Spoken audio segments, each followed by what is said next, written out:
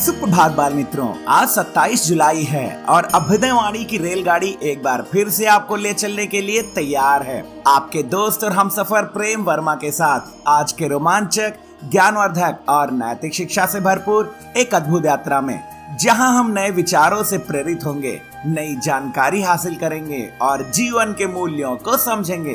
तो आइए इस सफर की शुरुआत करते हैं आज के प्रेरणादायक सुविचार से। जिसके पास धैर्य है वह जो चाहे वह पा सकता है।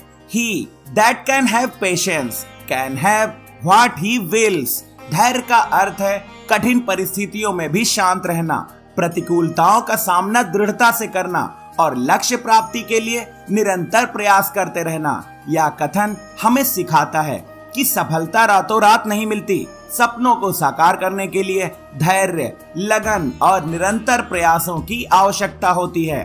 धैर्यवान व्यक्ति चुनौतियों से नहीं घबराता, बल्कि उनका सामना दृढ़ता से करता है। यदि आप दृढ़ निश्चयी हैं और हार नहीं मानते हैं, तो आप अपने लक्ष्यों को प्राप्त कर सकते हैं, चाहे कितनी भी कठिनाइयां क्यों ना आए। धैर्य रखने का मतलब यह नहीं है कि आप निष्क्रिय बैठें और चीजों को घटित होने दें। इसका अर्थ है कि आप चुनौतियों का सामना करने के लिए तैयार रहें, असफलताओं से सीखें और अपने लक्ष्यों को प्राप्त करने के लिए लगातार प्रयास करते रहें। अभ्युदयवाणी में अब जानते हैं आज का अंग्रेजी शब्द जो है एज, EDGE। एज का अर्थ होता है किनारा, धार, बढ़त, सीमा, कगार या बढ़त में लाभ। किसी वस्तु या स्थिति की सीमा या शुरुआत को एज कहते हैं। वाक्य प्रयोग: be careful, you are standing near the edge of the cliff. सावधान रहो, तुम खाई के किनारे पर खड़े हो। आगे बढ़ते हैं इस सफर में और आनंद लेते हैं आज की पहेली का। प्रथम कटे तो शस्त्र बन जाऊं, अंत कटे तो ज्वाला, मध्य कटे तो बनूं मैं आन। बोलो क्या है मेरा नाम? इस पहेली का जवाब है आंगन। अब अगला स्टेशन है आज का इतिहास।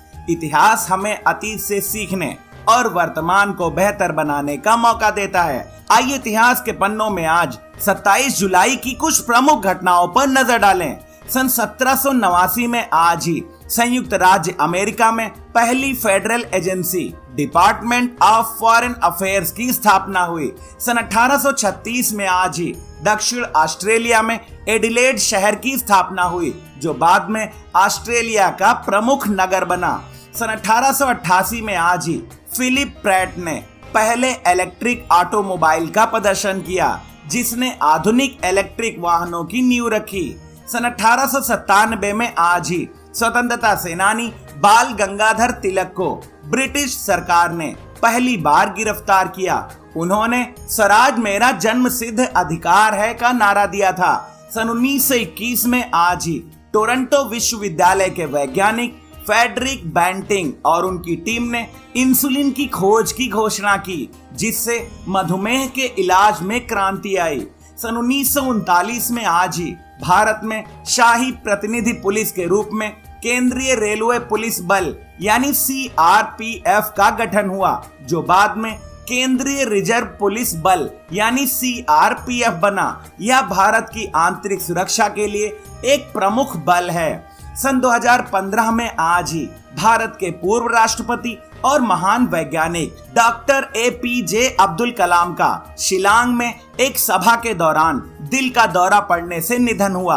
वह भारत के 11वें राष्ट्रपति और युवाओं के प्रेरणा स्रोत थे।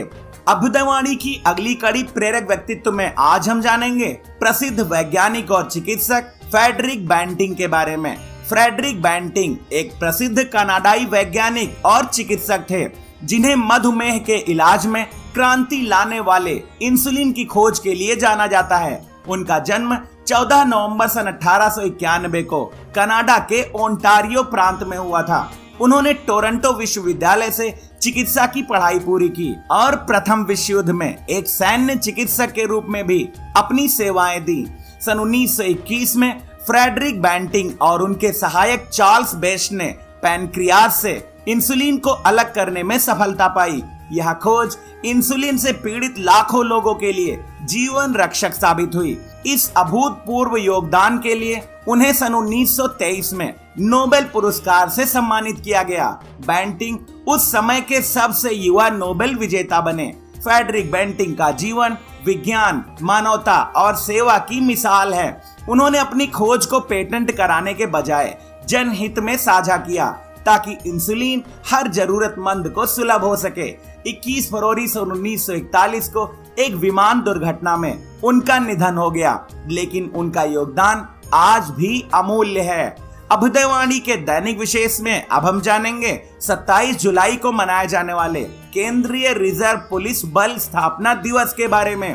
केंद्रीय रिजर्व पुलिस बल CRPF स्थापना दिवस हर वर्ष 27 जुलाई को मनाया जाता है। यह दिन भारत के सबसे बड़े अर्धसैनिक बल की गौरवशाली शुरुआत को याद करने और उसके वीर जवानों के साहस, सेवा और समर्पण को सम्मान देने का दिन होता है।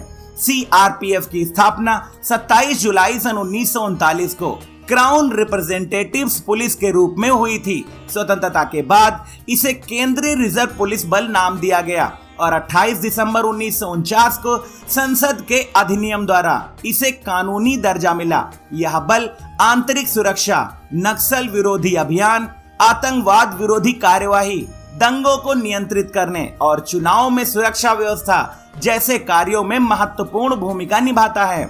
इस दिन पर पूरे देश में CRPF के विभिन्न कैंपों और मुख्यालयों में परेड, शपथ समारोह, वीरता पुरस्कार वितरण और शहीदों को श्रद्धांजलि जैसे कार्यक्रम आयोजित किए जाते हैं। यह अवसर CRPF के योगदान को सराहने और देशवासियों को सुरक्षा का भरोसा दिलाने का प्रतीक होता है। अभ्युदयवाणी के अंतिम पड़ाव पर अब सुनते हैं आज की प्रेरणादायक बाल कहानी, जिसका शीर्षक है चतुर मेहमान। एक नगर में एक दर्जी और उसकी पत्नी रहते थे। वे दोनों अत्यंत लोभी और स्वार्थी थे। उन्हें सबसे बड़ा डर इसी बात का था कि अगर कोई मेहमान आ गया तो उनके घर का खर्चा बढ़ जाएगा। एक दिन अचानक उनके घर में 2 पुराने रिश्तेदार मेहमान बनकर आए। दर्जी घबरा गया। उसे चिंता सताने लगी कि अब उनकी खातिरदारी करनी पड़ेगी, जिससे समय और सामान दोनों खर्च होगा। उसने एक चाल सोची और दर्जी से कहा, जब मैं तुम्हें गालियां दूं तो तुम भी मुझे गालियां देना, फिर मैं छड़ी लेकर तुम्हारे पीछे दौड़ूंगा। तुम आटे की मटकी लेकर बाहर भाग जाना। इससे मेहमानों को लगेगा कि हमारे घर में झगड़ा हो गया है और वे खुद ब खुद यहाँ से चले जाएंगे। दर्जिन तैयार हो गई। योजना के अनुसार थोड़ी देर बाद दोनों जोर जोर से झगड़ने लगे। दर्जी गज लेकर दर्जिन के पीछे भागा और दर्जिन मटकी उठाकर दौड़ गई। यह सब देखकर मेहमान चुपचाप मुस्कुराए और बोले, इनकी नीयत समझ में आ गई है, यह सब नाटक है, चलो ऊपर जाकर आराम से सो जाते हैं। दर्जी और दर्जिन यह सोचकर घर लौट आए कि मेहमान डरकर वापस जा चुके होंगे। दर्जी बोला, मैं कितना चतुर हूँ जो गज लेकर पीछे दौड़ा, और दर्जिन बोली, मैं कितनी चालाक कि मटकी उठाकर यहाँ से भाग गई। तभी ऊपर से आवाज आई, और हम कितने होशियार हैं जो यह सब सुन रहे हैं। मेहमानों की यह बात सुनते ही दर्जिन शर्म से गड़ गए। उन्हें अपनी गलती का एहसास हुआ। उन्होंने तुरंत मेहमानों को नीचे बुलाया, माफी मांगी और प्रेम पूर्वक उन्हें स्वादिष्ट भोजन परोसा।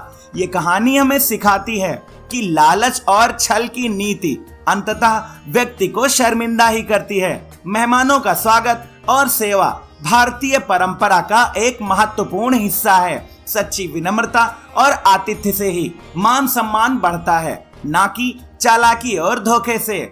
आज की अभ्युदयवाणी का सफर बस यहीं तक था। कल सुबह फिर मिलेंगे एक नई ऊर्जा के साथ, रोमांचक, ज्ञानवर्धक और नैतिक शिक्षा से भरपूर एक रोचक सफर में। आपका दिन शुभ हो। जय हिंद, जय भारत।